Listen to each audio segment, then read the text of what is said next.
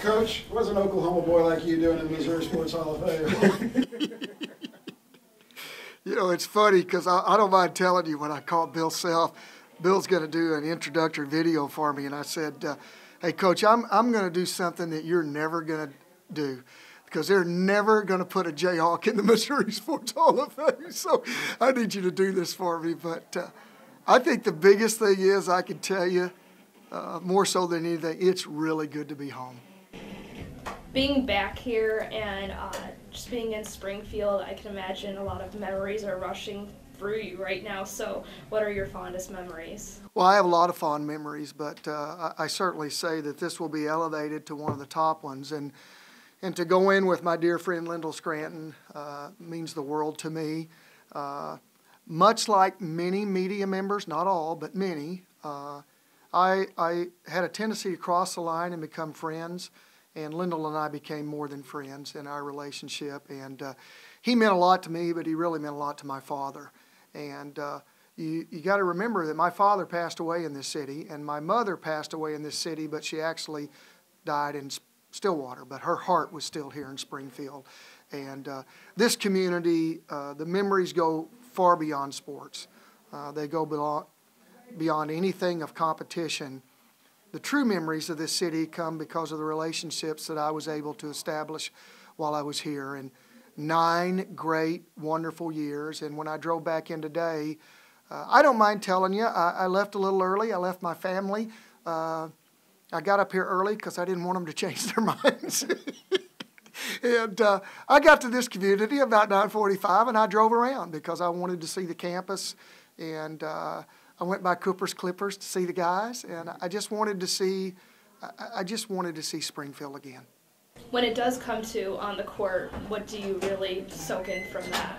Well, I think on the court there, certainly a lot of memories, but I think two memories stick out. And Lyndall and I have talked about this a lot. 2 great memories stick out about Hammond Student Center.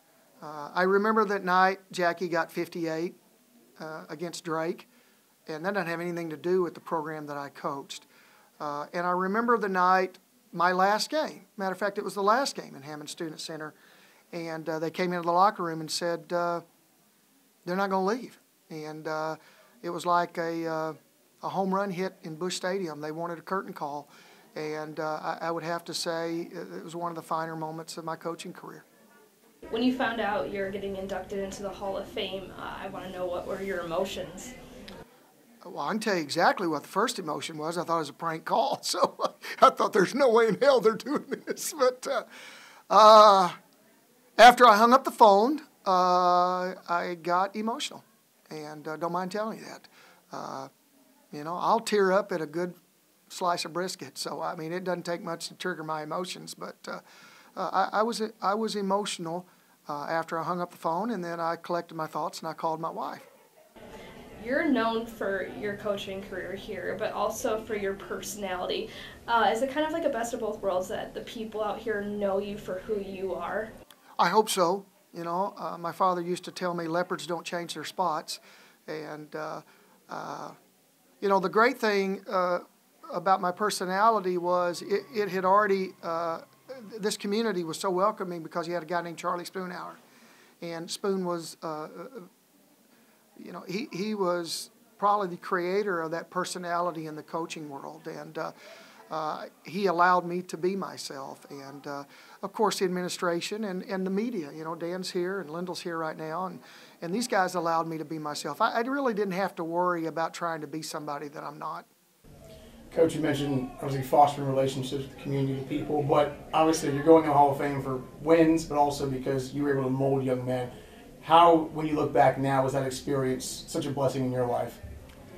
Well, there's a reason, if there is a reason, let me say this, if there is a reason that I'm going into this Hall of Fame, it's because of those very young men that you just mentioned.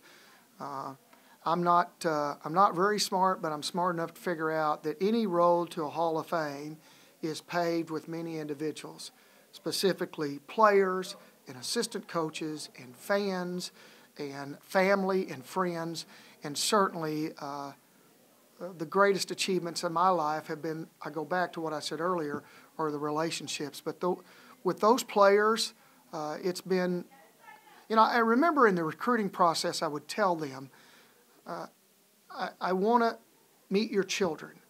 I want to be at your weddings.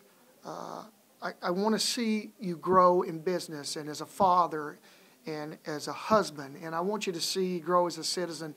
And now I'm getting to do that, and it is absolutely one of the greatest dividends that's ever been paid to me. 2 questions. First one, you also came back here coaching another team. That's kind of unique as well, to be able to coach Missouri State and then coach against Missouri State. Talk a little bit about that. It was unique. It was unique because when you come back, Dan, you don't really know the reception that you're going to receive, and I was really worried that it might be negative. And Mark Fisher, which I love dearly, he said, "Get over it." He said, "Good gracious, stop that." He said, "These people around here love you, and quit thinking that way." And Mark was right, and I needed to be corrected. But I'll never forget when we walked out to play the first game. You talking about mixed emotions now? Not wanting to win, really wanting to win, and it was just a unique situation. And we were fortunate. We won a few of those games, so we were fortunate. I love this community. I love Southwest Missouri, but the most important thing is I really love the people of this area, and they have been so good to my family and I, and no matter where I live, no matter where I die, this will always be called home.